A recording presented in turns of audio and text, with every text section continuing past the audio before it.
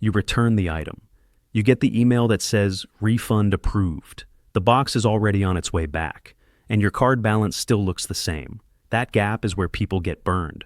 Returned and refunded are two different systems, moving on two different clocks. By the end of this video, you will be able to trace where a refund is in the pipeline, estimate the timing from the step it is on, and know when waiting is normal versus when you should escalate. Let's use one realistic example the whole way through. Maya buys headphones for about $450 on a credit card. She returns them on Tuesday. The store emails Wednesday morning and says the return is received and a refund is being processed. Her statement closes Friday night. She is on auto pay for the statement balance. Here's the core idea. A refund is not one event. It is a chain with three handoffs. First is the merchant handoff. The store has to accept the return and actually create a refund transaction. Until that happens, your bank cannot post anything. Second is the network handoff. Once the refund is created, it moves through the card network and settles. This usually moves in business days. Third is the issuer handoff. After settlement, your bank posts the credit to your account. You might see it as pending first, then posted later. So, the real question is simple. Which handoff is it stuck on? Now let's make that testable with exactly 3 signals you can watch. Signal 1 is the refund issued record from the merchant. Where to look is your order details page or the email that says refund issued with the dollar amount. If you only have return received, you are not done with the merchant handoff.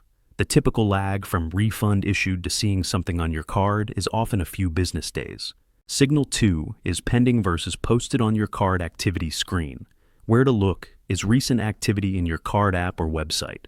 If it is pending, the message arrived and you are in the issuer handoff. The direction that matters is pending to posted. Pending can clear quickly, but a long pending state often means a split refund, a partial shipment, or a processing mismatch. Signal 3 is your statement close date. Where to look is the top of your statement or account details. The direction that matters is whether the refund posts before that close. If it posts before close, it usually reduces what you get billed for. If it posts after close, you can still owe the statement balance even though the refund is on the way. Back to Maya. On Wednesday, she has refund processing, but not refund issued. That means she is still in the first handoff. With the Friday statement close, she should plan as if the refund will not help this statement unless the store issues it fast. Here is the timing rule that prevents surprise interest. Your statement close is the checkpoint. If you do not pay the full statement balance by the due date, many cards start charging daily interest. A refund that arrives later does not rewind that checkpoint. Here's a quick number example so you can feel the stakes. If Maya's card has an annual percentage rate around 25%, a $4,500 balance carried for a month can create roughly $90 of interest. You do not need the exact math. The point is that one billing cycle of "I thought the refund would cover it" can be real money. Also, watch how your card shows 2 different balances. Your current balance is the running total. Your statement balance is the checkpoint number from the close date. A refund can lower the current balance the moment it posts, but it might not change the statement balance you are required to pay for that cycle. That is why people pay, then the refund posts, then they feel like they overpaid. They did not overpay. They paid the cycle that already closed, and the refund is now sitting in the next cycle. So, you have options.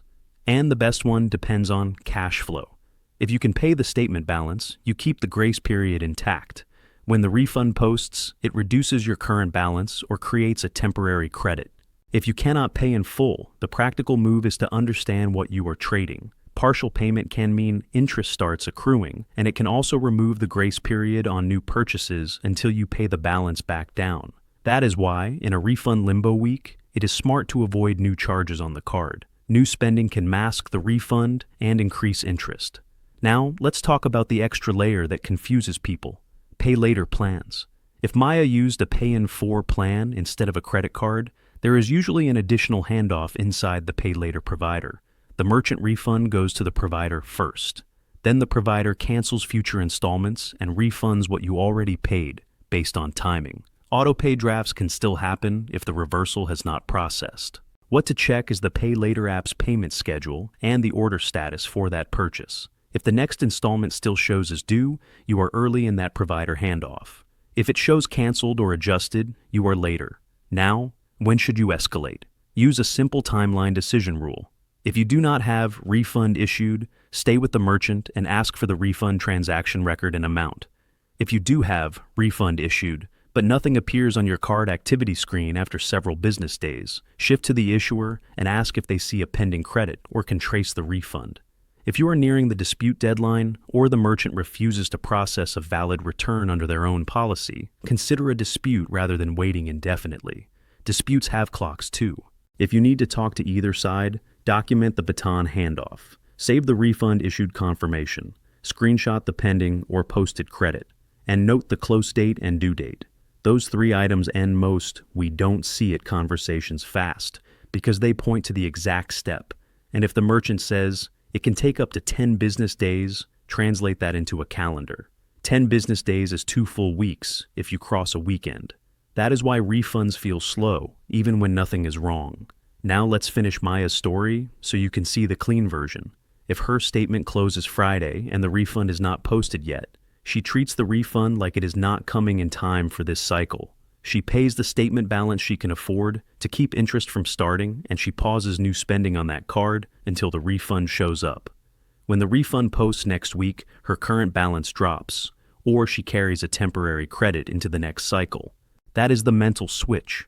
A refund is a future credit. Your statement is a past snapshot, and if your card shows the refund, but your available credit does not move, that is usually the issuer handoff still finishing.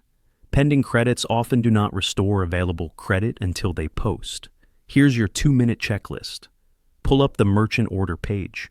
Do you see refund issued with a dollar amount? If not, you are still in step 1. If you do see refund issued, check your card activity. Do you see a pending credit? If yes, you are in step 3 and it should flip to posted soon. Check your statement, close date, and due date. If close has passed, assume this refund will affect next cycle, not this one.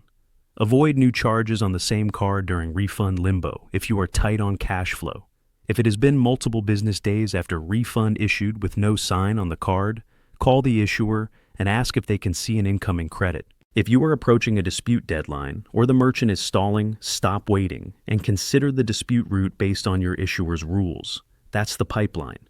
Once you can place your refund on the right step, the anxiety drops and the math gets predictable.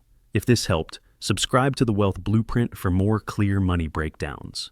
And leave a comment with the next topic you want covered, or the one part of today's video you want explained even simpler.